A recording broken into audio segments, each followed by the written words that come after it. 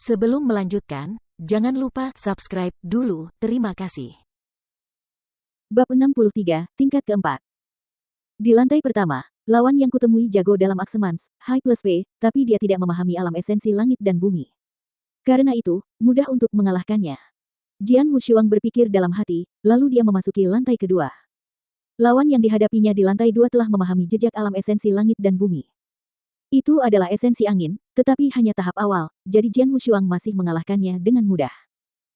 Di lantai tiga, Jian Wushuang menghadapi lawan yang jauh lebih kuat. Bagaimanapun, seseorang harus melewati lantai tiga, paling tidak, untuk memasuki Istana Naga. Tentu saja, itu lebih sulit. Pergilah ke neraka. Cahaya pedang sedingin es menyala sebelum menghilang dalam sekejap. Pada akhirnya, Jian Wushuang mengalahkannya dengan jurus pertama pendekar pedang anonim, High plus P. Di lantai keempat, lawan Jian Wushuang adalah seorang tetua berpakaian hitam, yang memegang pedang lunak ungu di tangannya. Cuh! Cahaya pedang dingin lainnya menyala. Sekali lagi, itu adalah jurus pertama pendekar pedang anonim, Blood Shadow.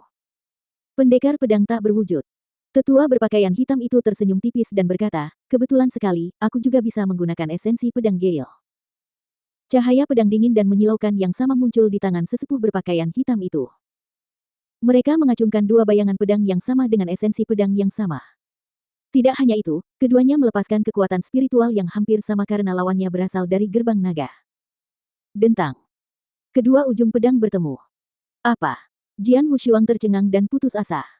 Dia dapat dengan jelas melihat bahwa pedang yang digunakan oleh tetua berpakaian abu-abu itu lebih cepat darinya, meskipun hanya sedikit lebih cepat. Pemahamannya tentang prinsip pedang angin lebih tinggi dariku. Jian Wushuang segera menyadarinya. Gerakan pembunuh pedang, Jian Wushuang mengikutinya dengan gerakan kedua dari pendekar pedang anonim, High plus P. Haha, tidak ada gunanya.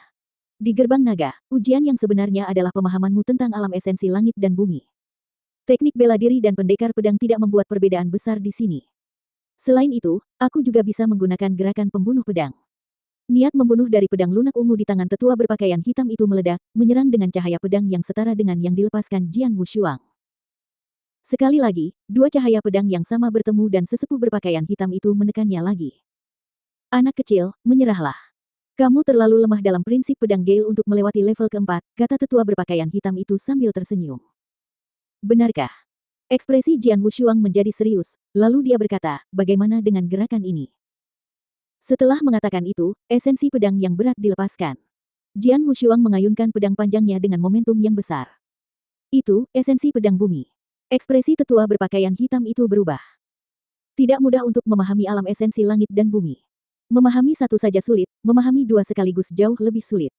Yang Zaixuan, yang baru saja melewati level ke-8, adalah seorang jenius super yang memahami dua sekaligus. Tetua berpakaian hitam tidak menyangka bahwa lelaki kecil yang berdiri di depannya, yang berusia di bawah 20 tahun, tidak hanya memiliki pemahaman tingkat tinggi tentang esensi pedang angin, tetapi juga memahami esensi pedang bumi pada saat yang sama. Bersenandung gelombang-gelombang-gelombang. Bayangan pedang dengan momentum dahsyat melesat lurus ke arahnya, seakan-akan dapat membelah gunung. Setelah menyadari besarnya kekuatan yang terkandung dalam bayangan pedang, raut wajah tetua berpakaian hitam itu sedikit berubah. Dia tidak melawan balik dengan gegabah, malah dengan cepat memilih untuk menghindarinya. Namun, sebelum tetua itu dapat menggunakan pedangnya untuk menyerang, Jian Wushuang mengubah esensi pedangnya lagi. Dia menggunakan esensi pedang Gale bersama dengan jurus pertama pendekar pedang anonim, High plus P, Blood Shadow. Dia bisa berpindah antara esensi pedang Gale dan bumi dengan mudah. Tetua berpakaian hitam itu terkejut dan tersenyum pahit. Esensi pedang bumi dan Gale. Yang satu besar dan agung dengan kekuatan dan pengaruh, sementara yang lain fleksibel dan visioner. Jika dia dapat beralih di antara keduanya dengan sempurna, kedua esensi pedang ini akan menghasilkan kekuatan mengerikan yang tidak dapat ditentang oleh tetua berpakaian abu-abu itu. Tingkat keempat gerbang naga, lulus. Sedangkan untuk level kelima, lawan yang dihadapi Jian Wushuang juga memahami pedang esensi bumi. Tidak hanya itu, pemahamannya terhadap pedang esensi bumi lebih kuat dari Jian Wushuang dan lebih bebas menggunakannya. Jian Wushuang berusaha sekuat tenaga, bertarung dengannya cukup lama. Namun akhirnya, dia dikalahkan, menyebabkan dia berhenti di level kelima.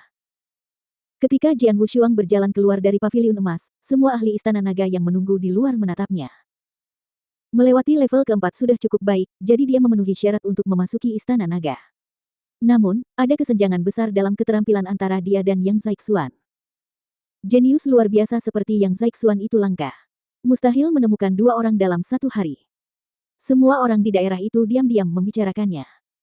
Anak kecil, siapa namamu dan berapa umurmu? Palace Master White berjalan ke arahnya dan bertanya langsung. Pendekar pedang, kata Jian Wushuang, masih memilih menggunakan nama samaran ini, berusia 17 tahun. 17 tahun. Semua orang di area itu tercengang, termasuk kedua kepala istana.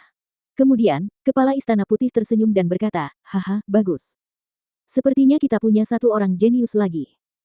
Sangat jarang bagi seorang anak berusia 17 tahun untuk melewati level keempat gerbang naga. Kau bisa berada di peringkat antara menengah dan atas di antara banyak murid di Istana Naga. Palace Master Black, yang tetap diam, mengangguk setuju. Ye Rufeng, kau membawa murid yang baik ke Istana Naga. Kepala Istana Putih memandang Ye Rufeng. Saya hanya melakukan tugas saya, kata Ye Rufeng, tetap rendah hati. Yang Zaixuan, pendekar pedang, mulai sekarang, kalian berdua adalah murid Istana Naga. Selamat karena telah menjadi salah satu dari banyak monster di dinasti Tianzong, kata kepala Istana Putih sambil tertawa. Jian Wushuang dan Yang Zaixuan berdiri berdampingan. Setelah mendengar ini, Jian Wushuang tersenyum tipis dan Yang Zaixuan bersikap acuh tak acuh seperti biasa. Ikutlah denganku. Aku akan mengajakmu mengunjungi Istana Naga, kata kepala Istana Putih, bermaksud untuk mengawal Jian Wushuang dan Yang Zaixuan. Tiba-tiba keadaan menjadi tenang sepenuhnya. Seorang lelaki berambut putih mengenakan pakaian serba putih, berjalan perlahan memasuki pandangan orang-orang. Rambutnya seputih salju, jenius terkuat, Bai Cheng. Murid terkuat di Istana Naga. Itu dia. Dia benar-benar muncul. Saat dia mendekat, semua murid Istana Naga menatapnya dengan ekspresi muram di wajah mereka. Apakah dia Bai Cheng? Jian Wushuang sedikit menyipitkan matanya saat mendengar nama Bai Cheng disebutkan dalam diskusi mereka. Orang terkuat di Istana Naga. Yang Zaixuan mengangkat kepalanya dan melihat sosok putih, dengan mata dingin dan sombong, berjalan perlahan ke arah mereka. Pria berambut putih berpakaian putih itu berhenti. Matanya yang hitam, penuh kesombongan, menatap mereka saat sisi mulutnya terangkat ke atas membentuk senyum penuh arti. Saya mendengar bahwa seorang pendatang baru melewati tingkat ke-8 gerbang naga hari ini, jadi saya ingin melihatnya sendiri.